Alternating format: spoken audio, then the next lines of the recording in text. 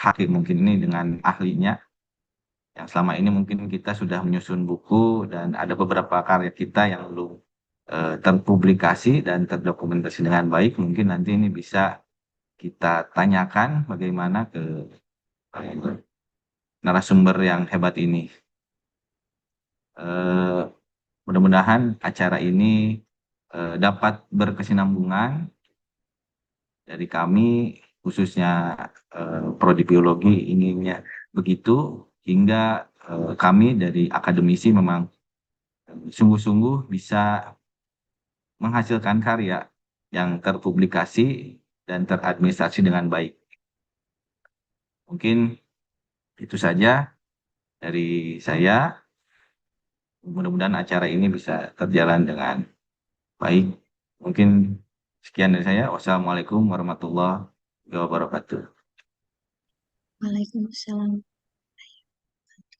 Terima kasih atas sambutan yang luar biasa dari Pak Ihsan Gatot Aji Prasetyo. Selanjutnya memasuki acara inti teman-teman yang akan kita jalankan bersama-sama. Sebelum memasuki acara inti, saya sebagai moderator izinkan saya sebagai moderator akan menyampaikan CV dari narasumber kita pada kali ini yang sangat luar biasa. Narasumber pada hari ini bernama Maulana Ihsan Asy'ari, SPSI SH. Beliau menempuh pendidikan di Universitas Islam Bandung tahun 2014 sampai 2018 dan mendapatkan gelar sarjana psikologi. Selain itu, beliau juga menempuh pendidikan selanjutnya di Universitas Jana Jana Badra di tahun 2016 sampai 2020 dan mendapatkan sarjana hukum. Selain itu, beliau juga mendapatkan prestasi yang cukup luar biasa, teman-teman, yaitu sebagai penerima beasiswa Certificate in Sport Psychology in Athletics Development Scottish Football Association Skotlandia pada tahun 2021. Beliau ini sudah banyak berpengalaman di bidang penerbitan, di antaranya yaitu pada tahun 2002 beliau bekerja di CV Askara Tibra sebagai manajer HRD, lalu di tahun yang sama 2002 di Sanghara Consultant sebagai Business Development and Relationship Management, lalu di tahun 2023 di PT Kuasa Hak Sogen sebagai asisten tim ahli, dan pada saat ini di CV Sanggara Indonesia Group 2003 sampai sekarang sebagai pimpinan redaksi dan editor. Sangat luar biasa sekali. Selain itu, beliau juga punya banyak sekali karya buku nih teman-teman. Di antaranya yaitu Cahaya dari Timur Indonesia pada tahun 2003, Ayib M. Yusuf di balik gawang Indonesia di tahun 2023, Indonesia Sehat Tanpa Sekat di tahun 2023, Abituari Sang Hakim, Memorial Luka Seorang Perempuan di tahun 2023, dan ada juga Muslihat Pernikahan. Wah, di tahun 2023. Sangat luar biasa sekali. Nah, tanpa berlama-lama lagi, marilah kita sambut pembicara narasumber kita yang sangat luar biasa. Saya persilakan Pak Maulana Ihsan Asy'ari, dipersilakan. Ya, atur nuhun Bu Moderator, sama kawan-kawan mungkin ya, sama tim dosen dari Prodi Biologi Fakultas MIPA Universitas Pamulang atas kesempatannya. Bismillahirrahmanirrahim. Assalamualaikum warahmatullahi wabarakatuh. Salam sejahtera untuk kita semua. Yang terhormat Pak Kaprodi, sehat, alhamdulillah. Terus juga para peserta yang saya banggakan hari ini. Izin mungkin untuk mempersingkat waktu aja kali ya. Kita langsung mulai masuk. Bentar.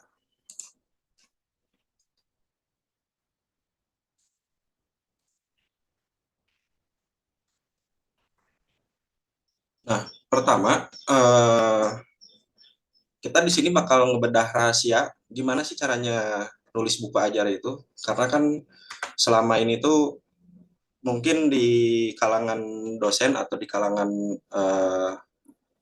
para pengajar di lingkungan kampus itu sering bertanya formatnya itu seperti apa gitu. Nah, ini yang menjadi persoalan karena sebenarnya tidak terlalu jauh antara format penulisan buku ajar dengan referensi ataupun buku monograf itu. Cuman memang ada beberapa yang secara teknis penulisannya itu harus melampirkan beberapa capaian pembelajaran. Itu yang membedakan sebenarnya. Nah, cuman dalam keseharian kita, terutama dalam kehidupan itu kan sebenarnya kita menjual ide dan gagasan ya, termasuk setiap hari itu kan ya kayak misalkan di kelas bagaimana bapak dan ibu atau mungkin biar lebih akrab akang sama teteh gitu kan, gimana caranya mentransformasi ide dan gagasan kepada peserta didik atau mahasiswa, begitu juga kepada keluarga, kepada bapak ataupun orang tua di rumah, ataupun ketika akang sama teteh menjalankan rapat sebelum memasuki semester baru, itu kan biasanya ada rapat tuh untuk membahas kurikulum pembelajaran yang akan ditempuh gitu kan. Nah, karena dalam dunia akademik sendiri ide sama gagasan itu tidak akan mungkin bisa tersampaikan kalau misalkan itu tidak bisa terejawantahkan dengan benar gitu. Nah, cara mengejawantahkan ide ataupun gagasan dalam dunia akademik itu kan ada dua gitu kan. Pertama, ketika berkomunikasi dengan cara komunikasi di kelas gitu kan, dengan cara mengajar. Terus yang kedua itu kan dengan nulis gitu, dengan nulis yang ditransformasikan ke dalam sebuah buku ajar gitu. Nah, gimana caranya kalau misalkan kita tidak mempunyai keahlian untuk mengejawantahkan ide itu gitu. Nah, itu kan yang jadi persoalan. Pada akhirnya apa? Pada akhirnya output dari mahasiswa yang ingin kita cetak ini sebagai penopang peradaban bagi negara gitu kan, bagi Indonesia, ini tidak terbentuk dengan maksimal gitu. Jadi hanya datang kuliah, ya udah yang penting saya dapat nilai selesai. Nah, ini yang jadi persoalan karena kita sebagai staf pendidik pun harus kuat di situ. Bukan hanya komunikasi di dalam kelas berupa lisan gitu kan, tetapi dalam tulisan juga. Gitu. Nah, mungkin ini yang harus diperhatikan. Untuk menulis buku ajar itu, yang pertama sudah pasti latar belakang bidang ilmunya itu harus sama dengan buku yang akan ditulis. Misalkan di prodi biologi MIPA Unpam ya, Universitas Pamulang itu misalkan ada mata kuliah ekologi gitu kan. Nah, yang bisa menulis itu ya hanya tenaga tenaga pengajar atau dosen yang memang ahli di bidang itu. Tidak bisa misalkan dosen dari fakultas lain atau dari prodi lain yang ikut turut nulis gitu. Kecuali kalau misalkan memang dalam beberapa kasus ada mata kuliah yang dosennya dari fakultas lain misalkan gitu. Dari hukum kayak misalkan mata kuliah dasar kayak kewarganegaraan, Pancasila atau kayak gitu. Terus untuk meringankan beban itu sebenarnya tidak harus sendiri untuk nulis tuh karena kan biasanya dosen-dosen itu sambil mengerjakan atau sambil mengambil profesi di luar kampus karena segala kendalanya lah gitu. Itu yang saya temui. Nah, terus kedua juga kan permasalahan kayak misalkan, aduh saya nggak ada waktu nih, aduh saya malas nih mungkin gitu kan. Nah, untuk menyiasati itu sebenarnya nggak harus sendiri gitu. Bisa bisa ngebentuk tim kayak misalkan tim dari mata kuliah Pancasila gitu. Nah, siapa aja nih dosennya? Oh, bapak ini, ini, dan ibu ini. Udah deh bertiga kita akhirnya merumuskan satu buku ajar gitu. Nah, ini yang penting yang ketiga yang pada akhirnya membedakan buku referensi ataupun buku monograf dengan buku ajar. Karena kalau misalkan buku monograf ataupun buku referensi itu tidak ada target capaian. Gitu. Kayak misalkan eh, tentang buku ajar tentang hukum tata negara, di sini dituliskan eh, capaian yang ingin dicapai bagi mahasiswanya itu apa. Di bab 1 misalkan ketika ngebahas tentang kenegaraan, itu apa yang ingin dicapai oleh mahasiswanya gitu. Mahasiswa harus bisa ngapain, harus paham apa, harus bisa apa. Nah, itu. Nah, yang keempat, ini penting juga, cuman ini terkait teknis penulisan, ya yang pasti harus jujur dan tanggung jawab tentang apa yang kita tuangkan di dalam tulisan tersebut, gitu. Terus, nah ini kan sebenarnya kalau misalkan secara general gitu, kita sebagai tenaga pendidik itu kan harus paham 3 tugas utamanya itu adalah satu, merancang gitu kan, merancang melakukan yang membuat RPS mungkin kalau misalkan di kampus-kampus, rancangan studi kalau nggak salah. Nah, baru melakukan pembelajaran dan melakukan evaluasi gitu. Nah, ini tujuan dari buku ajar ini sebenarnya berbeda dengan eh, buku-buku pada umumnya, terutama referensi ataupun monograf, dan apalagi kalau misalkan buku-buku fiksi gitu. Yang pertama, buku ajar ini kan buku yang sebenarnya paling mudah untuk dikerjakan, tapi paling ribet juga gitu, secara teknis penulisannya, tidak seperti buku referensi ataupun monograf. Yang pertama itu kan yang pasti untuk ngasih stimulan untuk dosen bahwasanya buku ini tuh tidak hanya sekedar untuk dijual ke mahasiswa atau dibagikan ke mahasiswa untuk sebagai bahan ajar, tapi menstimulasinya apa? Karena hari ini itu ada peraturan ketika dosen membuat buku ajar, itu akan mendapatkan angka kredit gitu. Dan salah satunya juga untuk ya kenaikan pangkat secara oportunisnya gitu, secara ininya. Nah, terus yang selanjutnya memberikan kemudahan kepada mahasiswa untuk mendapatkan sumber belajar. Nah, berdasarkan observasi yang saya lakukan selama saya jadi penulis gitu kan, dan berbincang dengan beberapa dosen di Bandung dan di Jogja, itu mereka akhirnya merasa terbantu ketika mereka menerbitkan sebuah buku ajar yang akhirnya dikonsumsi untuk mahasiswa gitu, ataupun untuk umum, karena awalnya yang hanya sekedar melalui PPT gitu kan, PowerPoint, hanya sebatas poin per poinnya aja, tapi ketika diterbitkan buku ajar, mahasiswa terbantu ketika misalkan dosen buka halaman sekian tentang ini, nah terus buat sebuah resume atau tugasnya ada di situ juga itu. Nah, itu semua rigid, semua detail itu tertuang dalam buku ajar tersebut gitu. Itu. Nah, ini tadi dia manfaat konkretnya untuk dosen itu ketika bikin buku ajar ini kan, yang pertama yang pasti memperoleh passive income. Mungkin itu kita bisa kesampingkan ke nomor sekian gitu. Nah, yang kedua sebagai media untuk kenaikan pangkat dan jabatan. Karena kan tadi sebuah buku ajar ini bisa mendapatkan angka kredit poin berdasarkan peraturan dikti, yang itu kalau tidak salah itu bobot nilainya itu antara 20 sampai 30.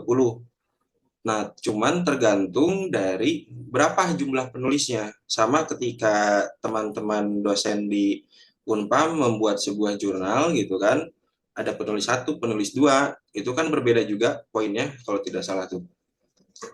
Nah, terus yang paling penting itu kan kita sebagai tenaga didik atau sebagai dosen, itu kan gimana caranya kita mewariskan sebuah ilmu gitu. Karena kalau misalkan kita hanya mewariskan melalui lisan, itu mungkin para mahasiswa itu bakal lupa. Hari ini masuk, kepentingannya cuma untuk mata kuliah A gitu. Misalkan mata kuliah mikrobiologi, ya sudah, selesai. Ketika sudah dinyatakan lulus dari mata kuliah itu, ya udah gitu. Tapi kalau misalkan dalam sebuah buku, itu kan ketika dia melakukan penelitian setelah dia lulus dari kampus, ketika dia masuk ke sebuah NGO yang bergerak di bidang biologi, dia akhirnya buka lagi itu modul bukunya. Nah, itu tadi. Nah, untuk perihal passive income ini sebenarnya lumayan kalau misalkan dibandingkan dengan teman-teman dosen dari Unpam menulis jurnal atau publikasi jurnal, karena kan kalau publikasi jurnal ya sudah, kita hanya bayar publikasi, nunggu itu keluar, tapi naskah dari jurnalnya tersebut tidak bisa kita uangkan. Nah, kalau buku ini kan jelas, itu tergantung nanti teman-teman dosen dari Unpam ini mengambil penerbit yang kayak gimana? Apakah penerbit yang mayor kayak misalkan eh, Gramedia atau misalkan Kompas yang itu naskahnya itu akan mendapatkan royalti, atau misalkan penerbit self publishing kayak ya kayak Sagara kami ini gitu kan, yang teman-teman harus mengeluarkan dulu terlebih dahulu untuk biaya cetaknya. Cuman kan setelah itu tercetak, teman-teman bisa menjual kembali gitu kan. Dan itu tergantung kebijakan dari diri teman-teman dosen, apakah pada akhirnya dilebihin nggak nih kita jual ke mahasiswanya, atau ya udah deh yang penting modal aja balik gitu. Nah, cuman sepengalaman saya dari berpuluh-puluh buku ajar yang saya coba kerjakan bersama dengan dosen-dosen di berbagai kampus, itu mereka bukan hanya balik modal, tapi mereka ya itu tadi masuk eh, pemasukan tambahannya yang lumayan gitu. Karena bisa sampai 30 sampai 40% per buku dari biaya cetak. Nah, tadi kan saya sempat selalu ngebahas tuh buku ajar, referensi, dan monograf. Jadi yang ngebedain itu apa, Kang? Gitu. Nah ini, buku ajar sebenarnya digunain hanya untuk pegangan satu mata kuliah tertentu gitu. Jadi hanya mengacu terhadap silabus-silabus yang udah ditentukan, baik dari dikti ataupun silabus yang sendiri dibentuk berdasarkan muatan lokal dari kampus tersebut gitu. Terus yang ketiga, bahasa komunikatif dan mudah dipahami. Nah ini karena kan buku ajar ini lebih sifatnya instruksional gitu kan, yang mana ketika mahasiswa membuka itu, oh ya mudah untuk dipahami, jadi tidak terlalu bahasanya tidak terlalu kiasan, tidak terlalu kayak gimana, ya sudah bahasa secara umum aja yang yang dapat ditangkap oleh pembaca gitu, dalam hal ini mahasiswa itu. Terus yang keempat, ini yang membedakan. Kalau misalkan buku referensi, monograf, buku ajar, memang boleh tiga jenis buku itu ada diagram, tabel, ilustrasi. Nah, terus gimana Kang kalau misalkan kami jurusan biologi, mata kuliah apa ya, misalkan biokimia, nggak tahu ada nggak ya? Misalkan mata kuliah ekologi deh, mata kuliah ekologi ini kan kita teorinya sedikit nih misalkan. Nah, kita banyaknya gambar gitu. Itu gimana Kang? Nggak jadi masalah sebenarnya. Lebih banyak gambar dibanding dengan bobot naskah pun, bobot teksnya itu tidak jadi masalah. Yang penting itu kan jumlah halaman. Kalau misalkan menurut ke peraturan paduan dari dikti gitu. Terus yang kelima, nah ini juga yang membedakan. Di buku ajar ini ada latihan soal. Itu diwajibkan. Jadi setiap bab 1, bab 2, bab 3, bab 4 sampai bab 5 dan seterusnya, di penutup bab itu Ibu dan Bapak dosen itu wajib menuliskan gitu soal latihan atau tugas berupa evaluasi dari materi dalam bab tersebut gitu, dari pembahasan-pembahasan materi itu. Nah, ada juga di beberapa buku itu yang memberikan kesimpulan. Jadi sebelum latihan soal itu ada sebuah kesimpulan bab tersendiri. Itu. Terus diwajibkan, bukan diwajibkan sih, dianjurkan adanya glosarium dan indeks. Yang mungkin nanti bakal kita bahas apa sih sebenarnya glosarium itu. Terus masuk ke buku referensi. Buku referensi itu ya teman-teman dosen bisa melihat sendiri, dan mungkin kita udah sering ngeliat lah, kayak misalkan kita pergi ke pasar buku, terus ke Gramet atau toko-toko buku yang mudah ditemui lah di tempat umum gitu kan. Ini hanya ngebahas satu bidang sesuai kompetensi gitu. Kayak misalkan saya bergerak di bidang hukum gitu kan dan psikologi, ya sudah hanya bisa nulis itu aja. Sebenarnya tidak ada aturan khusus. Saya bisa nulis ekonomi, saya juga bisa nulis fisika ataupun yang lainnya. Cuman dianjurkannya seperti itu. Nah, merupakan karya ilmiah. Ini tadi biasanya teman-teman dosen ini kan pernah melalui S1 dan S2 pendidikan formalnya gitu, atau bahkan sekarang mungkin ada yang lagi S3 atau setelah menyelesaikannya. Nah, ini biasanya kan skripsi, tesis ataupun disertasinya ini ya udah hanya menjadi bahan loakan aja gitu. Setelah dikerjakan, beres sidang, akhirnya ditumpuk, diloak gitu atau ditimbang ke tukang rongsok gitu misalkan. Nah, apa salahnya ketika hasil karya ilmiah ini, karya penelitian ini kita bukukan gitu. Yang pada akhirnya itu menjadi kembali passive income tersendiri untuk penulis itu. Dalam hal ini teman-teman dosen dari Keprodi Biologi Unpam. Nah, terus poin selanjutnya ya hampir sama dengan buku-buku lain gitu kan. Adanya daftar pustaka, terus teori yang jelas kayak gitu. Karena kan ini pengembangan dari karya ilmiah gitu.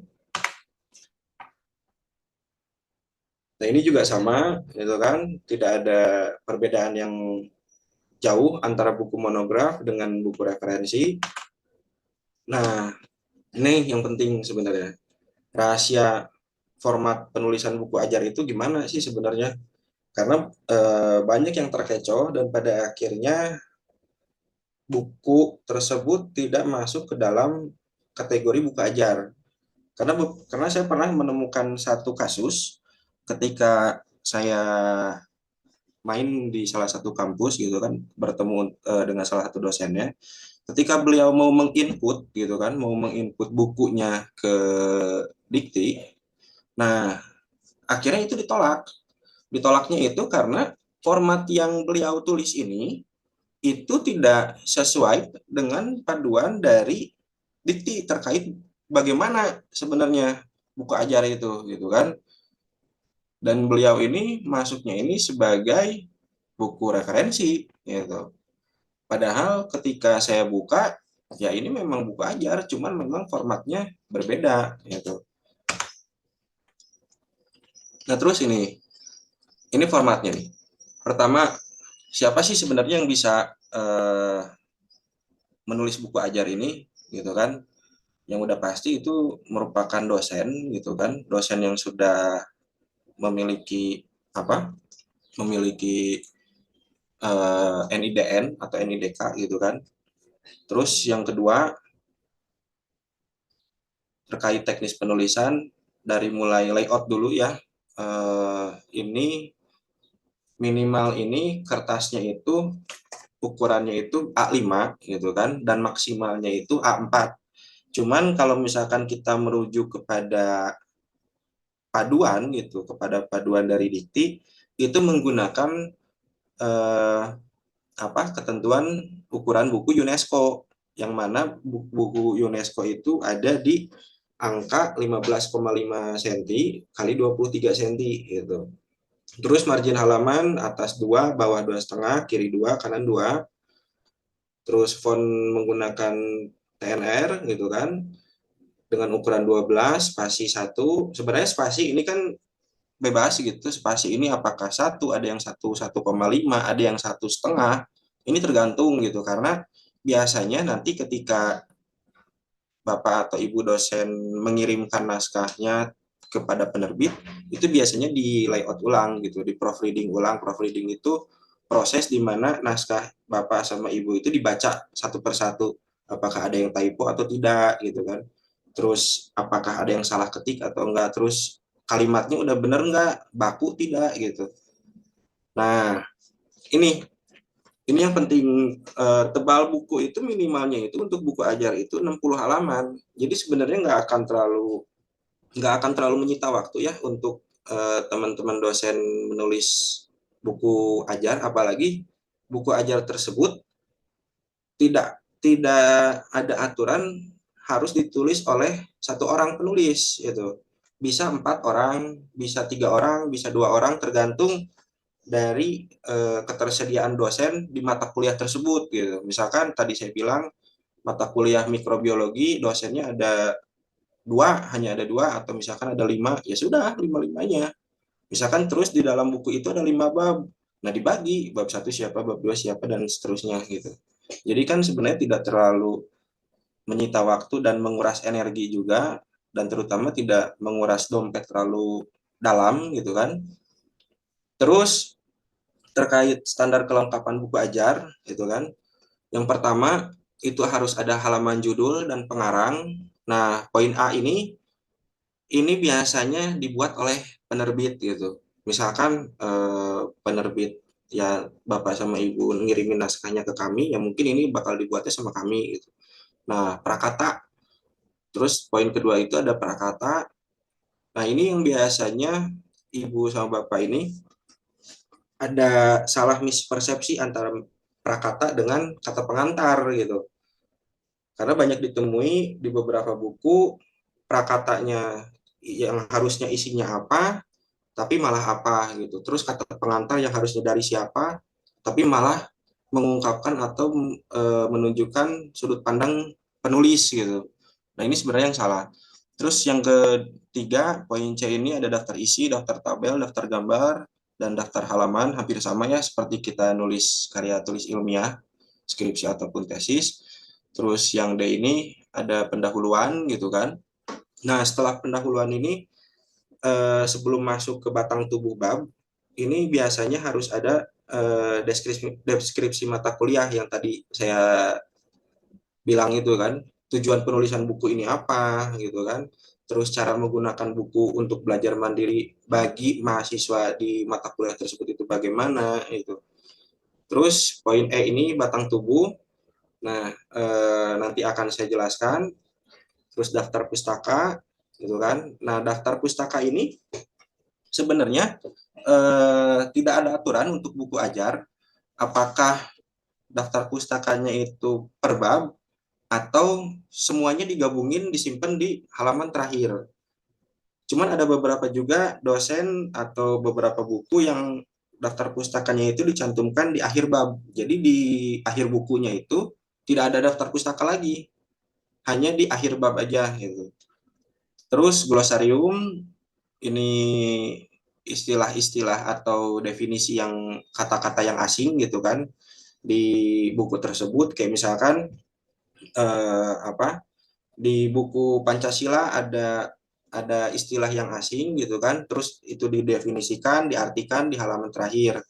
Nah, indeks ini sebenarnya berasal dari mana gitu kan. Indeks ini juga sama kayak glosarium, cuman bedanya kalau glosarium itu ketika kita menemukan istilah asing di buku, itu dijelaskan definisinya apa.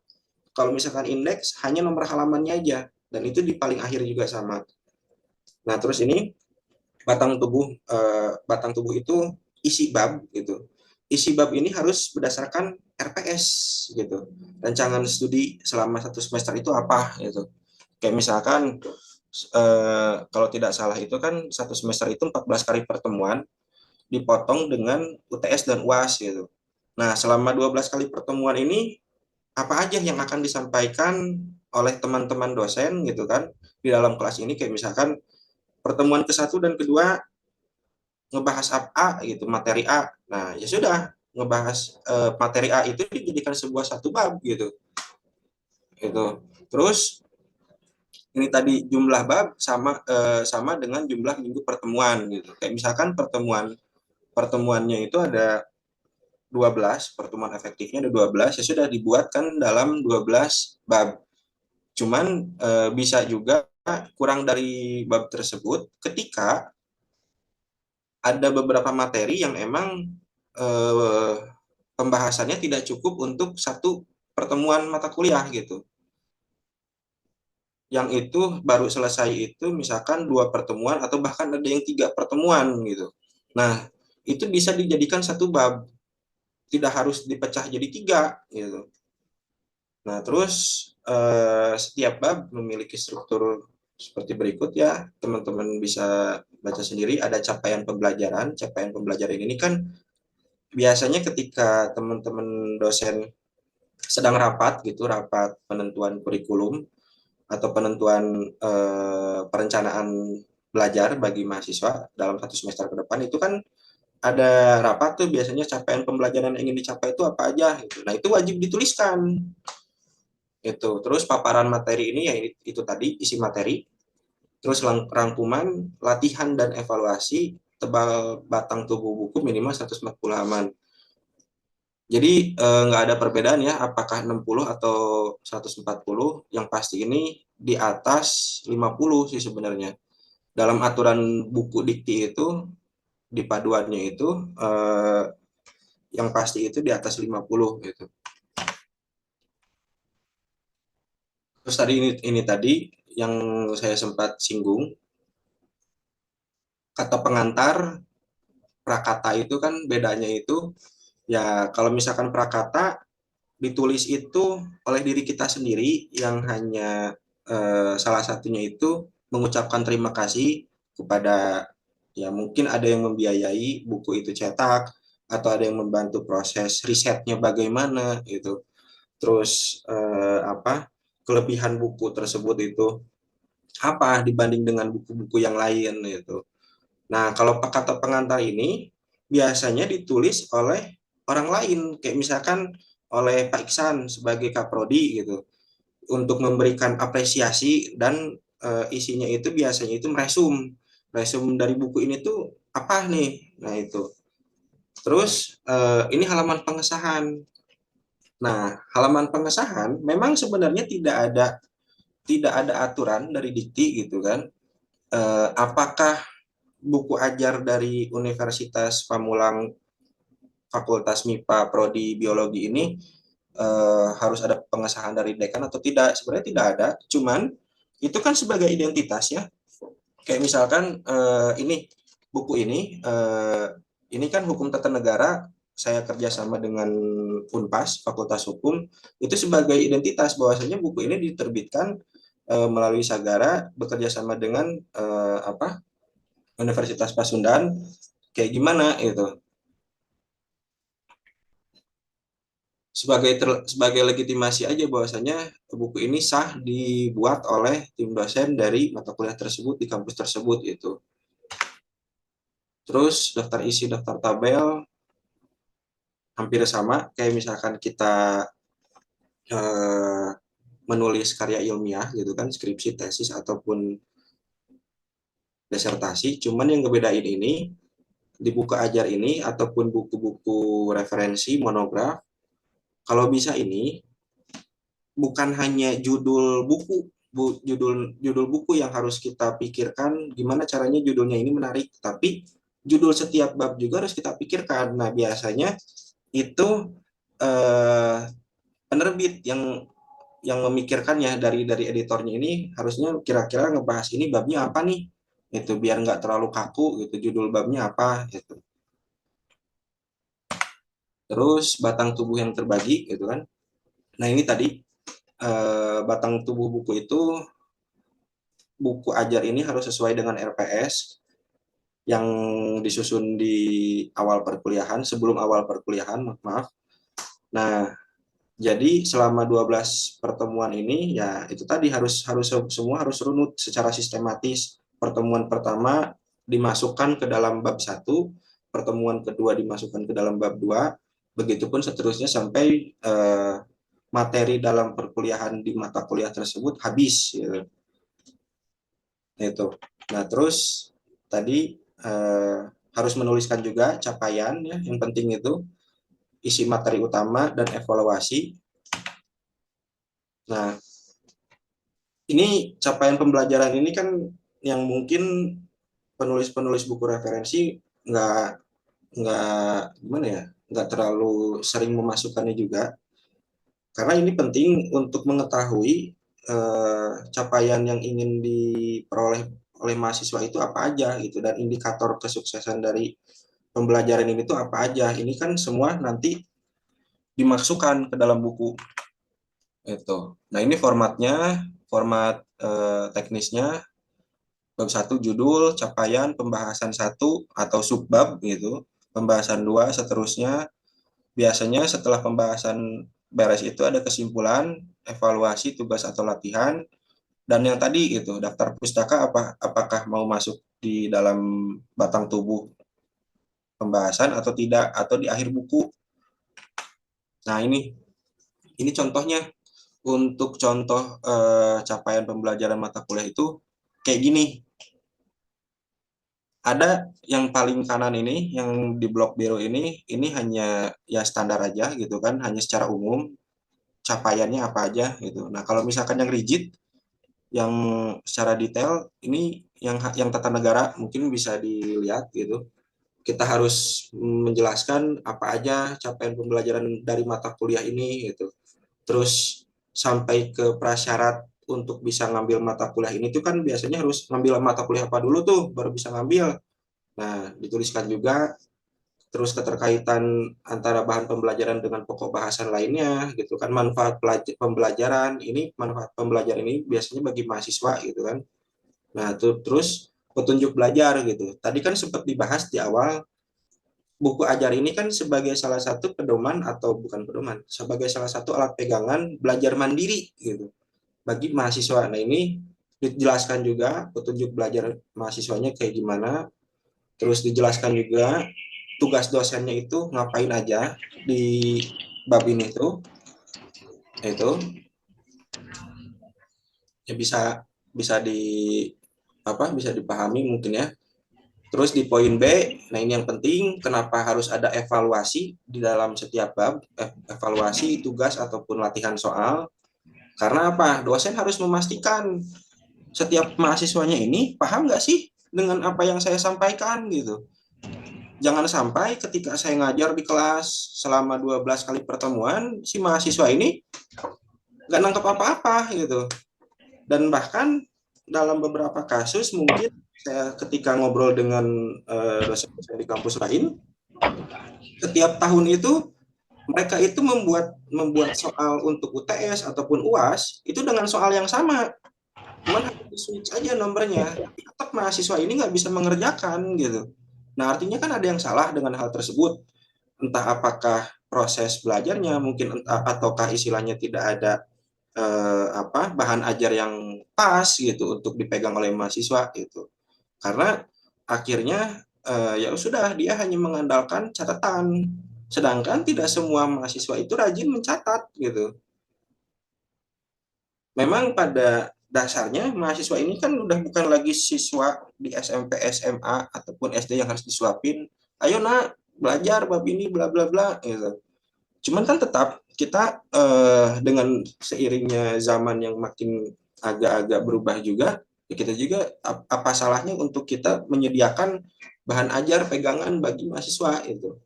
Nah, ini yang penting, kita harus memastikan setiap mahasiswa itu benar-benar paham apa yang di apa yang kita terangkan di kelas gitu. Nah, terus ini pertemuan diakhiri dengan dosen menyampaikan rencana pertemuan selanjutnya. Nah, biasanya pertemuan selanjutnya itu ngebahas bab selanjutnya juga gitu.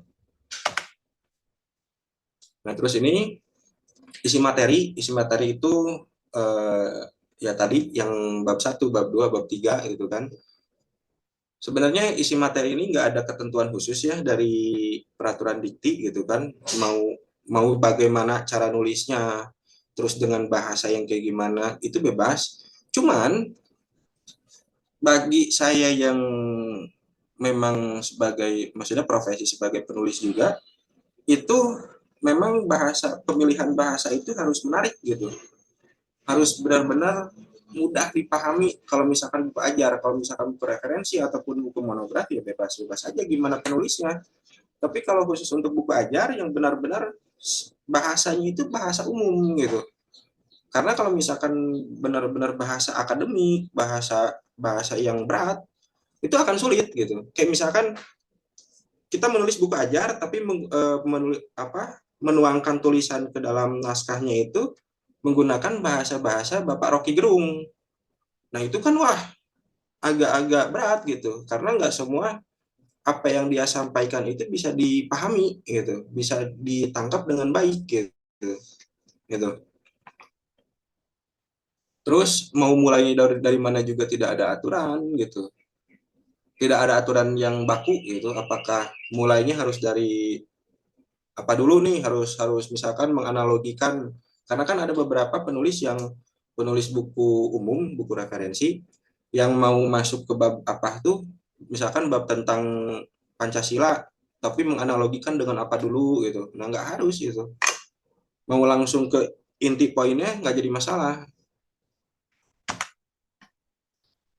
Nah ini yang tadi gitu kan, eh, apa pemilihan pem- daftar pustaka apakah dimasukkan di dalam di dalam bab ataupun atau di akhir buku, ini dibebaskan gitu kan.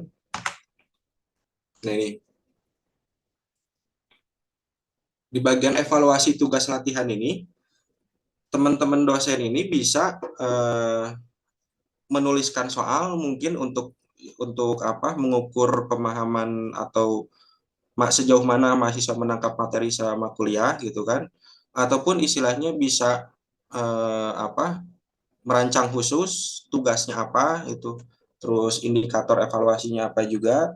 Mungkin itu di bagian evaluasi ini kan mungkin teman-teman dosen udah mempunyai apa ya, udah mempunyai indikator sendiri gitu kan, indikator penilaiannya apa aja untuk mahasiswa di kelas tersebut atau di mata kuliah tersebut dianggap sudah memahami gitu, sudah mumpuni lah untuk pembelajaran itu. Bentuknya bisa soal ataupun tugas gitu. Nah ini daftar pustaka.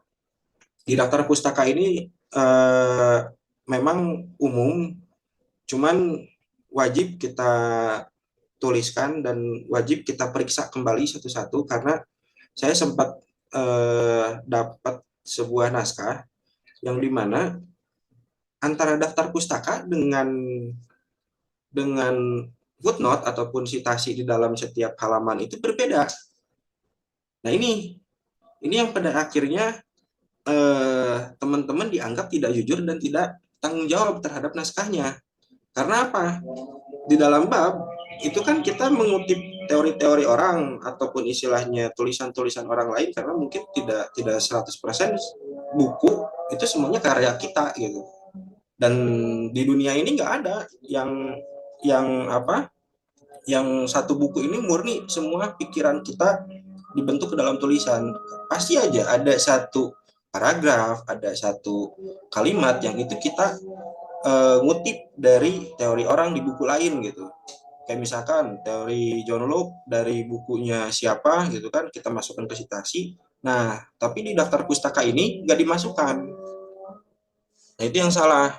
Jadi dari si footnote ini ataupun citasi setiap kutipan wajib kita masukkan di daftar pustaka. Hampir sama lah kayak misalkan teman-teman dosen juga merevisi para mahasiswa gitu.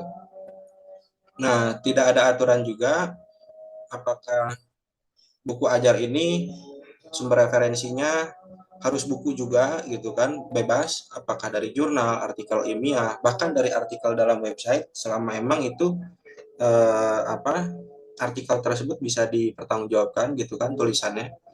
Terus dari hasil uji lab mungkin gitu, hasil wawancara, dan terkait eh, apa teknis penulisannya gitu kan, apakah pakai metode, karena kan banyak tuh penulisan daftar pustaka tuh ada 11 kalau tidak salah metode penulisannya itu. Nah itu juga tidak ada aturan apakah kamu pakai metode Chicago, APA gitu, sama semua.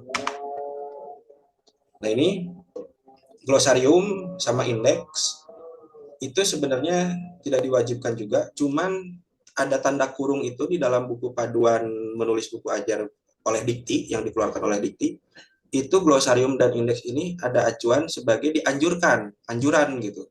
Jadi sifatnya anjuran. Dan mungkin ini menjadi salah satu penilaian juga ketika teman-teman dosen mendaftarkan bukunya ini untuk dimasukkan ke dalam program bantuan hibah gitu. Ini yang tadi glosarium itu adalah istilah yang terkandung dalam buku, istilah-istilah asing gitu, atau istilah apapun lah, entah itu bahasa asing ataupun bahasa dalam negeri yang memang dianggap penting oleh kita gitu kan untuk direview kembali di akhir, tapi hanya sebatas definisinya saja itu. Terus indeks ini merupakan sama daftar istilah yang berangkat dari glosarium tapi hanya berbentuk halaman aja, jadi kunci. Kayak misalkan saya ingin mencari kata korek gitu. Kata korek itu ada di mana aja, atau kata pulpen, ballpoint itu ada di halaman berapa saja. Ada misalkan 2, 9, 100, 200 gitu. Nah, itu indeks ini. Cuman memang ya agak agak ribet juga membuat indeks tuh, karena kita harus membuka lagi, mereview lagi gitu kan, dari halaman pertama sampai halaman sebelum daftar pustaka sampai terakhir lah gitu, sampai isi materi itu habis, kita harus mereview, harus melihat lagi satu persatu, satu kata demi kata gitu, dituliskan. Nah, baru di format untuk keluar indeksnya seperti apa. Terus juga glosarium gitu kan, harus kita sama dipilah juga, kata demi kata, kalimat demi kalimat gitu, setiap bab. Nah, ini yang bikin pusingnya sebenarnya di bagian glosarium sama indeks. Terus lampiran, lampiran juga sebenarnya nggak ada aturan, sangat-sangat nggak ada aturan, karena biasanya lampiran itu malah mempertebal buku dan eh, membuat buku itu semakin mahal, karena kan buku ini, nilai jualnya ini tidak hanya ditentukan oleh siapa yang nulisnya, materinya apa, cuman juga salah satu indikator yang menentukan harga buku itu adalah tingkat ketebalan gitu. Kalau misalkan buku ajar dengan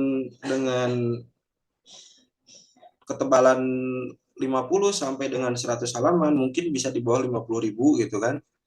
Terus 100 sampai 200 mungkin di angka 50 sampai 100.000. Nah, ini biasanya karena lampiran ini akhirnya jadi lebih apa, mahal gitu.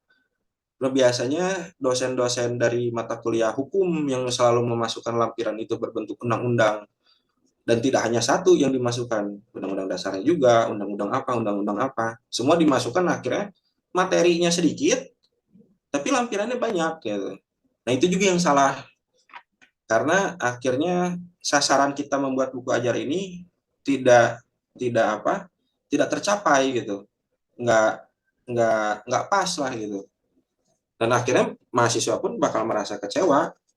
Saya sempat menemui beberapa kasus seperti itu, lampirannya yang banyak, isi materinya ya tidak sampai setengahnya gitu. Nah, ini tadi saya sempat kebahas kan, apa, kalau misalkan ketika buku ajar itu sudah selesai, itu bisa dimasukkan sebagai, didaftarkan ke program insentif penulisan buku ajar perguruan tinggi dari Ditjen, dari Ditjen Ditabmas, Ditjen Diki gitu, yang mana hadiahnya, bukan hadiah sih, maksudnya nominal insentifnya itu ya lumayan, 18.500.000 untuk 100 judul itu. Jadi kalau misalkan ini nih, yang ilmu negara, nah ini buku ini kan ada 4 penulis, eh, itu tidak satu orang yang mendapatkan insentifnya gitu. Jadi 18.500.000 ini bisa dibagi 4, atau misalkan tergantung bobot dari penulisannya. Misalkan tadi Pak Iksan ada di angka ada 2 bab, terus misalkan Ibu moderator cuma 1 bab, ya mungkin insentifnya juga akan berbeda pembagiannya itu. Nah, terus kita masuk ke hak kekayaan intelektual gitu kan. Hak kekayaan intelektual ini secara umum ya sebagai pengakuan gitu kan, pengakuan bahwasanya sebuah karya yang mana terdapat hak moral, hak ekonomi gitu kan. Nah, ini sebenarnya pendaftaran dari haki ini nggak sulit, teman-teman dosen tuh, karena kan banyak orang yang berpikir, waduh, saya udah punya buku nih tapi saya ingin dihakikan gitu, ingin punya hak cipta. Nah, rata-rata mereka itu udah ketakutan duluan, berapa ya saya harus bayarnya gitu.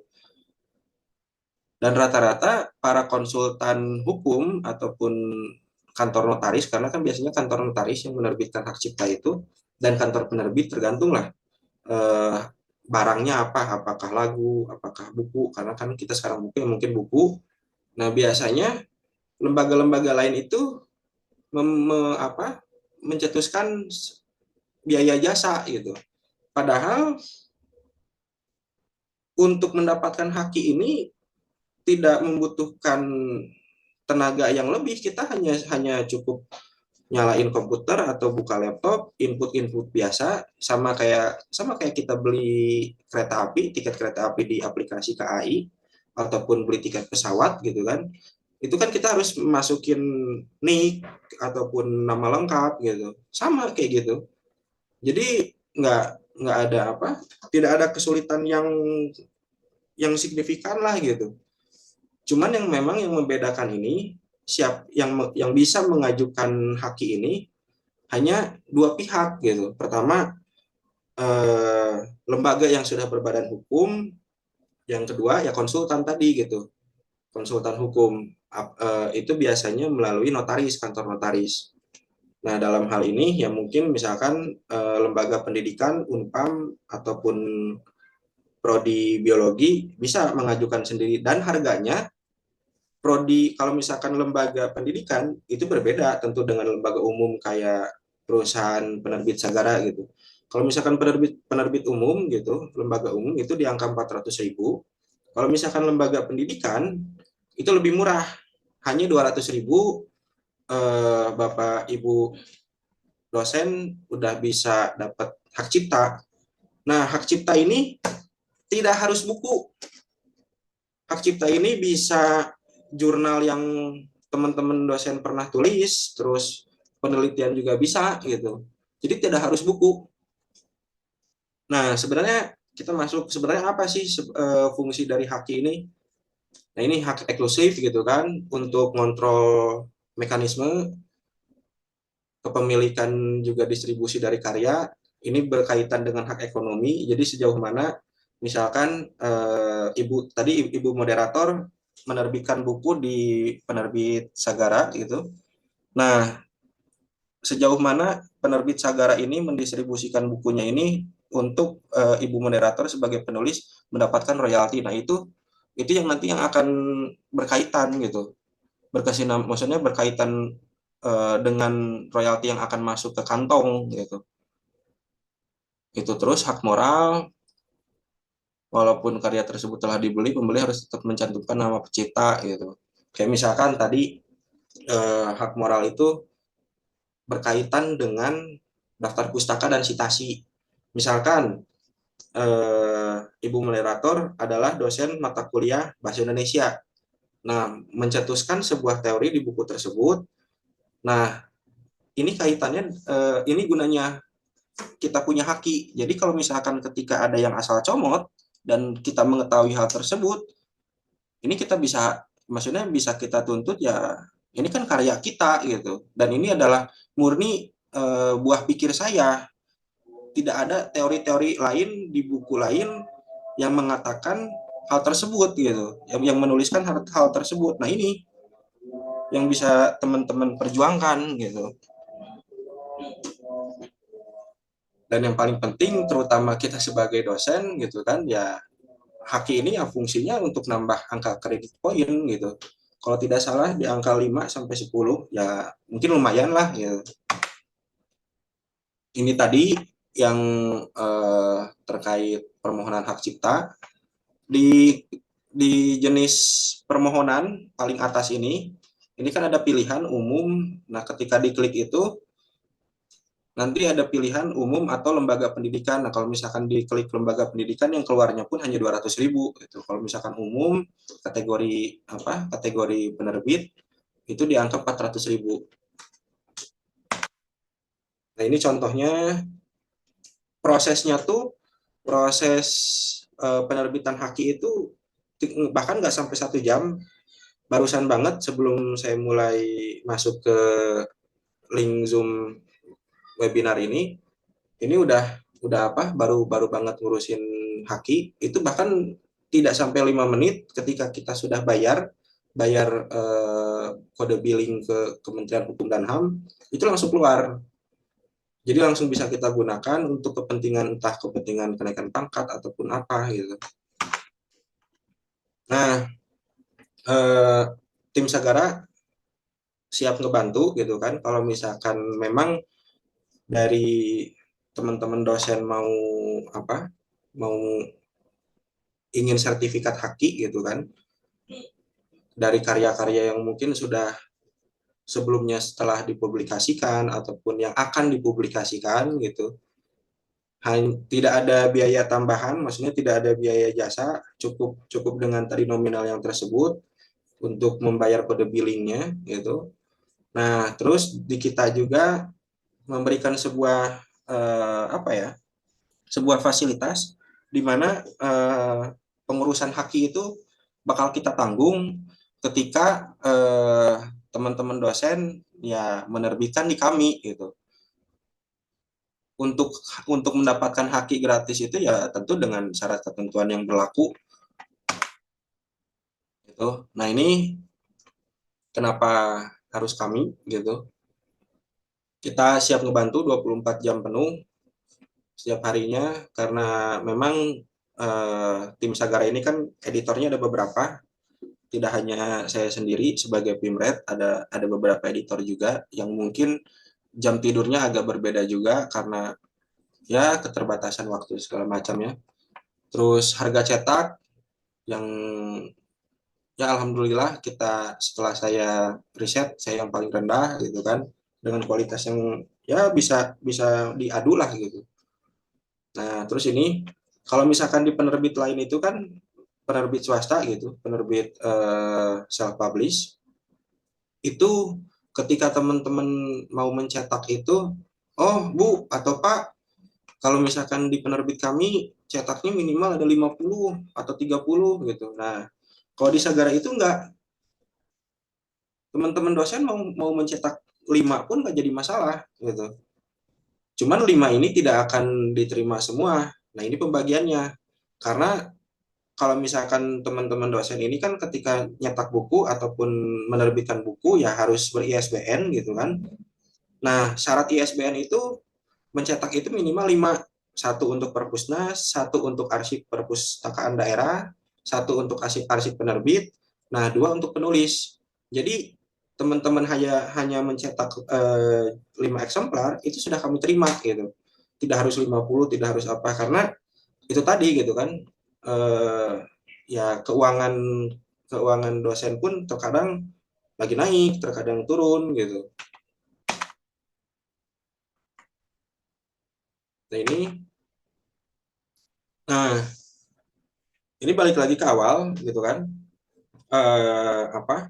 Karena kan tidak semua dosen punya waktu gitu kan, punya waktu untuk menulis buku ajar. Nah, mungkin kalau misalkan istilahnya memang ingin menuliskan buku ajar, terus di pikiran ini, di kepala ini udah banyak nih ide, cuman nggak bisa nih saya menuangkan atau mengejawantahkan ide saya ke dalam tulisan gitu. Nah, bisa pakai jasa ghostwriter dan kebetulan di kami juga ada gitu. Jadi Bapak Ibu cuma tinggal duduk gitu, nanti kita rapat bersama konsep bukunya mau kayak gimana itu.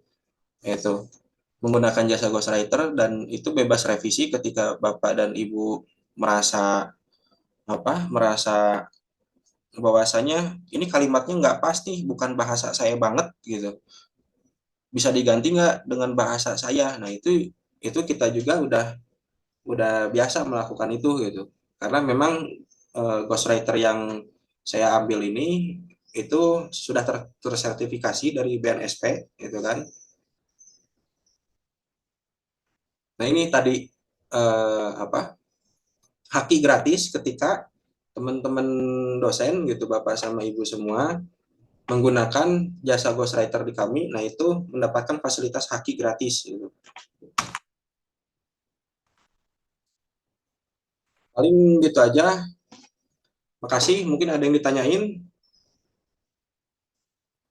Ibu moderator.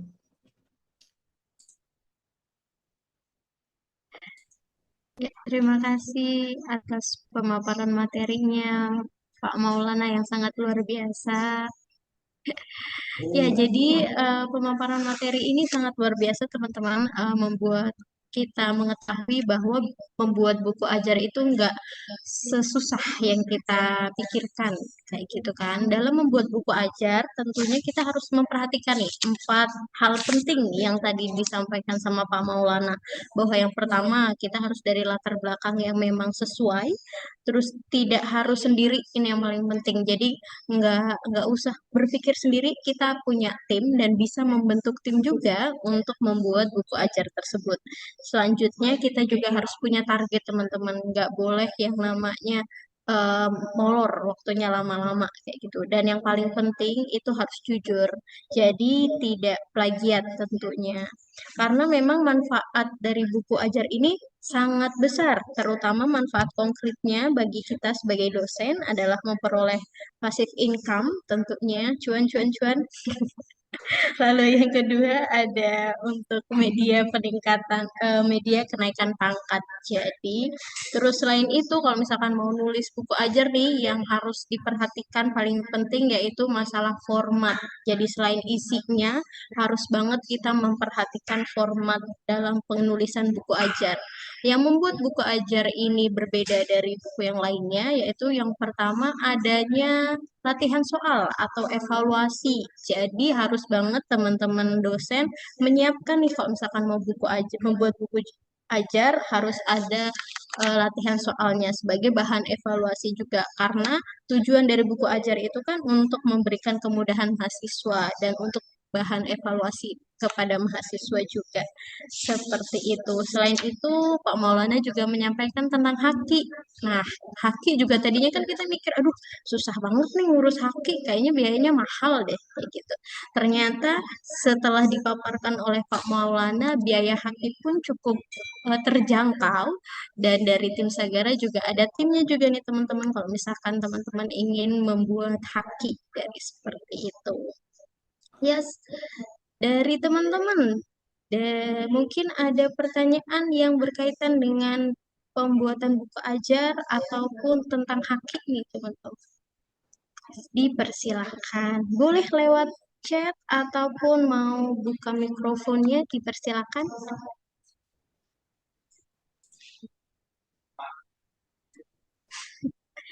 Nah, sambil nunggu pertanyaan dari peserta yang lain, saya penasaran nih, Pak Maulana. Kan tadi kalau membuat buku ajar itu boleh banget dari membuat tim. Nah, kira-kira berapa orang sih yang sebaiknya dalam pembuatan buku ajar? Takutnya nanti ada 20 orang, kayak gitu kan terlalu banyak gitu. Hmm, Jadi, ya kalau itu tadi saya belum sempat ngebahas karena gini, kalau misalkan buku penulisnya sampai 20 itu biasa, itu termasuknya bukan buku ajar, itu jatuhnya book chapter. Itu biasanya penerbit-penerbit di luar itu menawarkan sebuah proyek book chapter gitu kan. Nah, dosen-dosen ini hanya cukup untuk membayar berapa ratus ribu, tapi hanya nulis satu bab gitu. Nah, tapi itu tidak bisa dijadikan sebagai acuan, sebagai tidak bisa dikatakan sebagai apa buku ajar gitu. Tidak masuk ke kategori tersebut. Nah, untuk maksimalnya ini ya tadi, misalkan di mata kuliah A gitu atau mata kuliah bahasa Indonesia, ya dosennya ada 5, ya udah lima-limanya aja. Karena ini semua semua semua penulis Sagara ataupun beberapa klien ghostwriting saya itu ketika di mata kuliah A ataupun B dosennya ada 4 ataupun 3, ya tiga-tiganya gitu. Nanti mungkin dari biaya cetaknya atau apanya itu mungkin patungan gitu. Dan kalau misalkan dibuka rahasianya, untuk apa penerbitan buku ini jauh lebih murah dibandingkan dengan ketika kita publikasi jurnal gitu. Yang publikasi jurnal kan bisa sampai 15 sampai 20 juta itu. Nah, di buku ajar ini setelah saya melewati, ya maksudnya bisa mengerjakan beberapa buku dan berdiskusi dengan dosen, ternyata murah, tidak sampai 10 juta itu. Dan ketika kita mengeluarkan dengan nominal tersebut, kita sudah bisa mendapatkan 200 sampai 300 buku ajar per judul gitu. Artinya kan apa? ya itu sangat sangat nambah passive income lah. Terus tadi juga saya lupa nyampein, penulisan buku ajar ini bisa dimulai dengan PPT. Nah, PPT ini misalkan kan Ibu sama Bapak dosen di biologi Unpam pasti kan ngajarnya pakai PPT kan setiap hari itu. Nah, itu tuh bisa dikembangin jadi buku.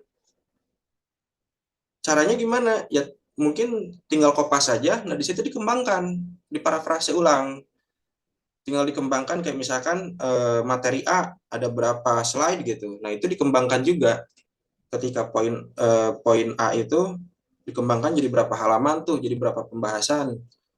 Dan semua yang ikut apa pelatihan ataupun pendampingan buku ajar, saya sempat melakukan pendampingan ke beberapa dosen di beberapa kampus, itu kayak gitu. Saya kasih tahu aja udah melalui PowerPoint karena itu adalah apa kurikulum yang sudah dibentuk oleh Bapak dan Ibu di kampus tersebut, dikembangkan. Akhirnya jadilah buku. Salah satunya ini. Nah, ini hukum lelang. Ini dia beliau ini dari PPT. Tidak tidak riset menggunakan buku apa-apa gitu. Hanya dari PPT yang dia sebarkan ke mahasiswa. Dia rangkum, dia kembangkan, dia parafrase ulang, jadilah buku gitu. Dan ketika teman-teman dosen nerbitin di kami, itu udah nggak ada jasa editor lagi gitu. Itu udah include dengan jasa cover, dengan jasa layout gitu. Gitu. Jadi paling mudahnya itu adalah ya melalui start dengan PPT. Nah, PPT ini kan berdasarkan RPS yang kita susun tuh. Nah, itu. Jadi nggak harus, waduh pusing dari mana gitu. Bab satu apa, bab dua apa, bab satu itu pembahasannya apa aja. Nggak harus pusing gitu. Itu aja. Ya, terima kasih Pak Maulana. Nah, kita dapat ilmu baru nih teman-teman. Jadi nggak perlu yang matang-matang banget, tapi yang penting ada tuh tadi dari PPT aja bisa dikembangkan menjadi suatu buku ajar. Jadi yang penting mulai dulu aja, baru ya nanti dikembangkan terlebih dahulu. Selanjutnya mungkin tadi ada yang raise hand up dari Ji Muhammad. Boleh Halo, dipersilakan. Assalamualaikum. Waalaikumsalam Assalamualaikum warahmatullahi wabarakatuh. Selamat sore Pak Maulana. Terima kasih sharing-sharingnya untuk hari ini. Yang saya mau tanyakan ini, jadi ada beberapa mungkin buku itu kan hasil terjemahan. Nah, apakah kita juga bisa nih untuk menerjemahkan satu buah buku yang mungkin agak jarang beredar di Indonesia, misalkan yang mungkin apa namanya berhubungan dengan bidang studi kita misalnya. Itu mekanismenya seperti apa? Terima kasih. Oh ya, terima kasih Pak Haji. Sebenarnya kalau untuk kita menerbitkan buku entah itu kategori buku aja, referensi ataupun monograf gitu kan, tapi berasal dari buku di luar gitu yang nggak pernah ataupun istilahnya jarang beredar lah. Itu sebenarnya bisa kita translasi gitu. Cuman translasi ini kalau misalkan kita merunut kepada aturan dari Perpusnas, itu orang yang mentranslasi naskah tersebut harus sudah tersertifikasi dari BNSP. Nah, ini yang biasanya merogoh kocek lebih dalam lagi bagi penulisnya itu. Misalkan bagi Pak Aji tadi gitu kan, yang asalnya untuk menerbitkan ini hanya cukup dengan biaya 1 juta rupiah, tiba-tiba ketika kita mengambil jasa translasi, nambah tuh jadi 21 juta. Nah, kan malas tuh kan. Kita pasti mundur dong gitu daripada hanya untuk jasa translasi, sedangkan kita sendiri bisa nge-translate itu gitu.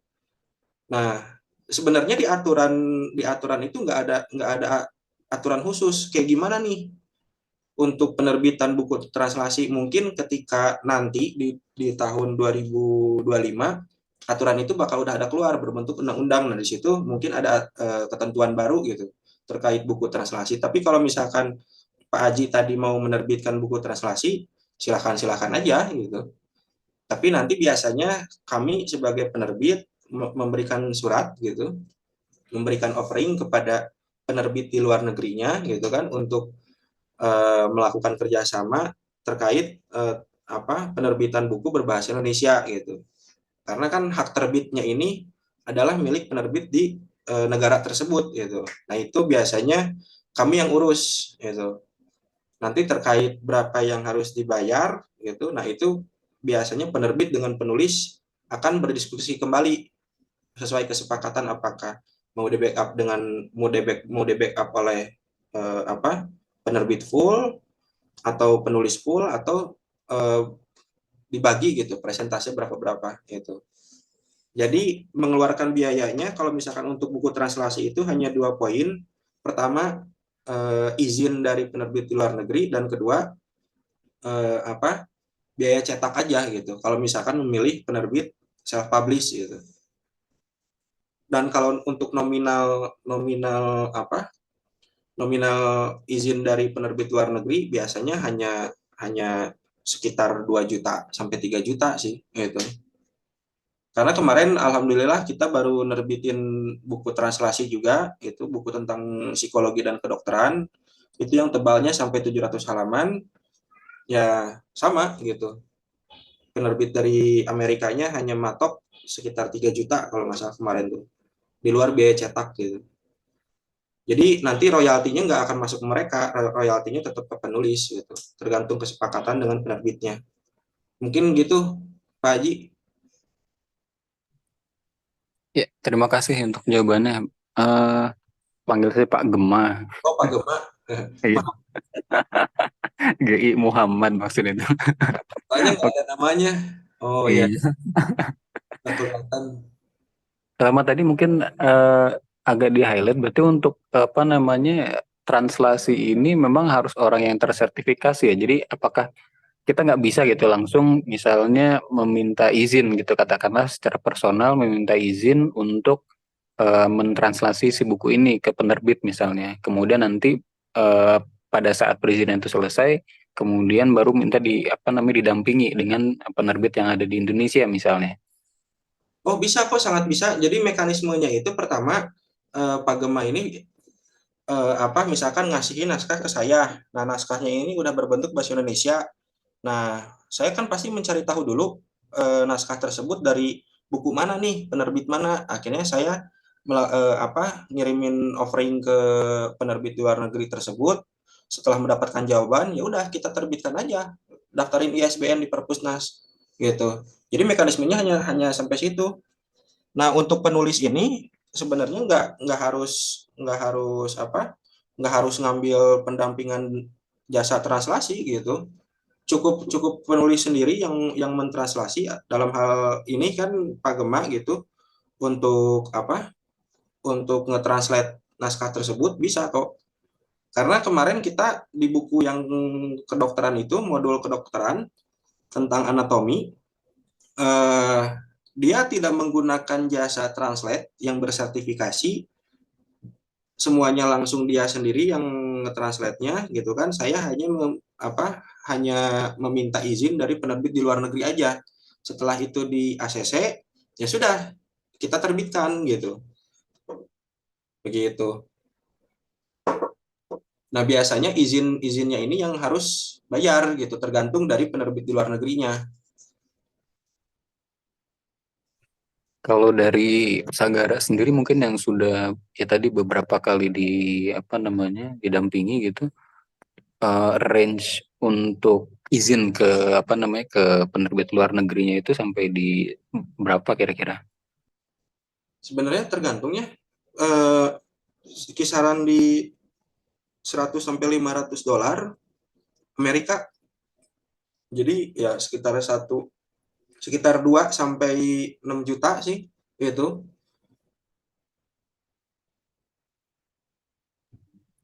Terima kasih Pak Maulana.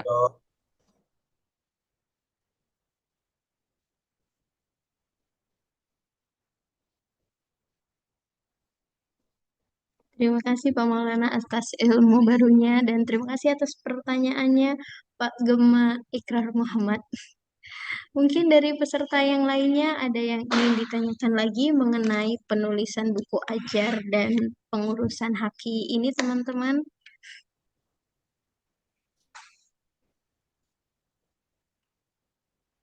Sambil menunggu peserta untuk bertanya, saya mau kepo juga nih Pak. Kira-kira kalau misalkan proses untuk dari awal penyerahan naskah sampai nanti diterbitkannya buku itu berapa lama ya Pak?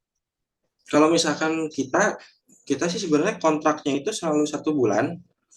Cuman karena emang saya ngasih, maksudnya memberikan arahan kepada tim di Sagara ini, kalau misalkan emang proses editing, terus proofreading itu kan membaca kembali naskah tersebut, apakah ada typo ataupun ada kesalahan apa penempatan halaman atau layout segala macam. Itu kalau misalkan sehari 2 hari beres ya cepat gitu.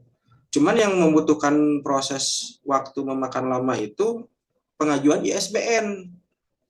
Nah, pengajuan ISBN ini itu kan gimana antrian di Perpustakaan Nasional. Nah, range waktunya ini 3 sampai 10 hari. Cuman biasanya di 3 hari sampai 4 hari pun nomor ISBN sudah keluar gitu. Jadi dalam 1 minggu pun ya kita udah selalu selesai gitu.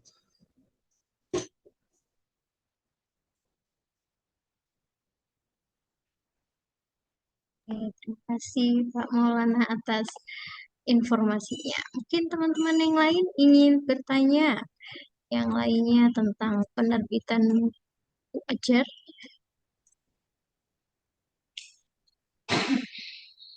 Oh ya Pak, kalau misalkan kan sekarang kan anak SMA, SMP, dan sekolahan menengah itu kan udah pakai kurikulum merdeka. Nah, Terus guru-guru juga diminta untuk membuat modul ajar. Kira-kira dari kumpulan modul ajar itu bisa nggak sih Pak dibikin jadi satu buku ajar? oh sangat bisa, bahkan itu lebih mudah ketika kita startnya dari, ya dibandingkan startnya itu dari PPT. Nah, kalau modul ajar ini kan pasti kan sesuai dengan RPS juga ya, Iya mungkin betul. gitu. Nah, itu ya udah tinggal kopas aja dengan diparafrase, atau diparafrasenya ini nih yang agak bikin malas dan bikin susahnya gitu. Karena kalau misalkan modul kan itu sebenarnya sudah berbentuk buku, cuman terlalu teori ataupun isi materinya terlalu singkat gitu. Hmm. Jadi stimulus untuk pembaca ataupun peserta didik juga ya hanya sekedar soal-soal ataupun poin-poin gitu. Kalau hanya modul, jadi sebenarnya lebih mudah dibandingkan kita startnya hanya dari RPS ataupun dari PowerPoint gitu. Bahkan selalu sangat senang gitu ketika saya dapat proyek penulisan buku ajar yang kliennya itu langsung memberikan modul, bukan hanya RPS tapi langsung modul gitu. Ya udah, saya langsung kopas, saya parafrase ulang gitu sesuai dengan bahasa sehari-hari dari dosen tersebut gitu. Gitu. Cuman parafrasenya ini yang memang agak memakan waktu dan bikin pusing gitu.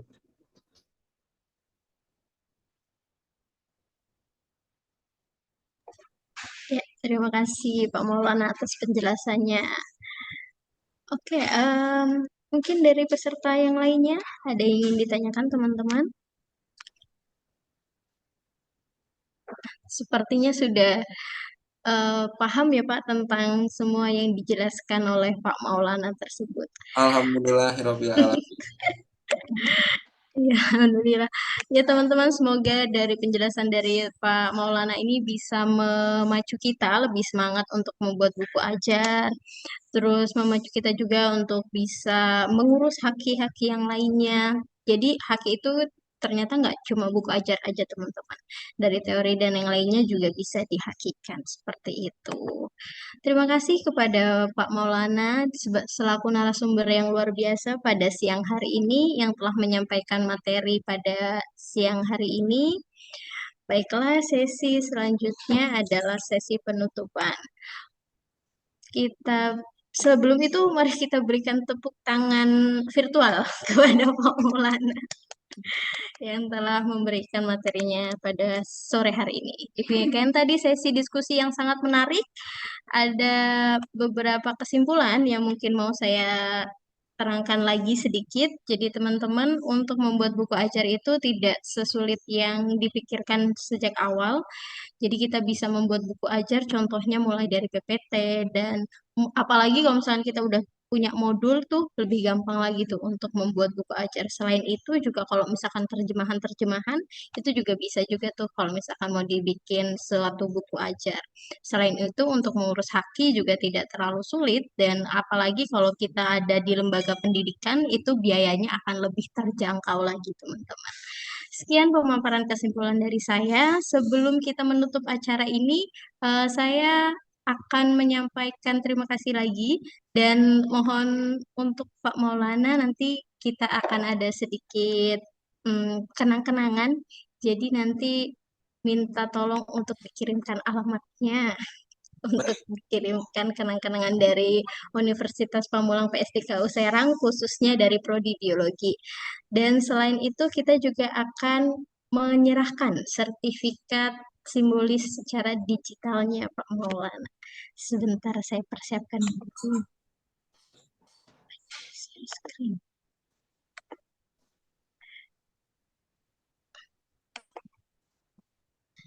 Ini adalah sertifikat dari kami selaku Universitas Pamulang PSDKU Serang, khususnya dari Prodi Biologi untuk narasumber kita, Pak Maulana Ihsan Asy'ari, SPSISH.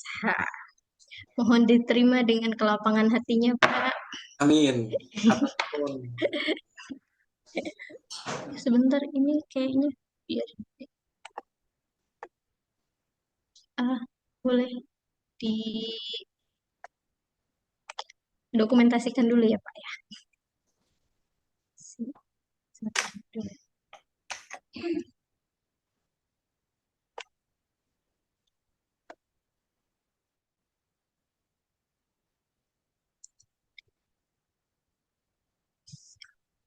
Terima kasih, Pak Maulana. Saya stop share screen dulu.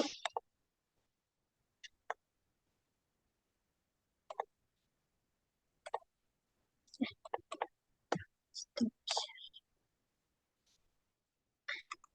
Boleh untuk foto bersama lagi, Pak, untuk dokumentasi bagi para peserta yang lainnya. Boleh untuk peserta lainnya untuk on cam, teman-teman.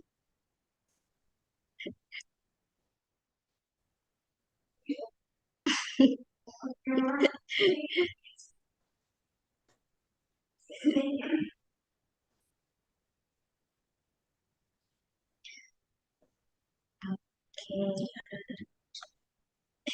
Sudah ya?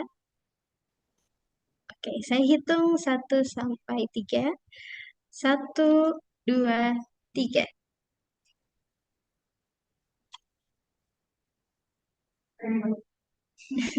Sekali lagi ya teman-teman. Siap. 1, 2, 3.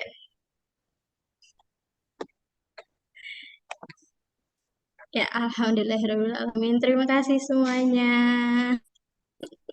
Nuhun. Baik, saya ucapkan sekali lagi untuk Pak Maulana sudah menyampaikan materi sangat luar biasa pada sore hari ini. Mari kita tutup acara hari ini dengan ucapan hamdalah bersama-sama. Alhamdulillah. Alhamdulillah. Terima kasih Pak Maulana. Atur nuhun Kang Maulana. Siapa? Kaprodi. Nuhun pisan.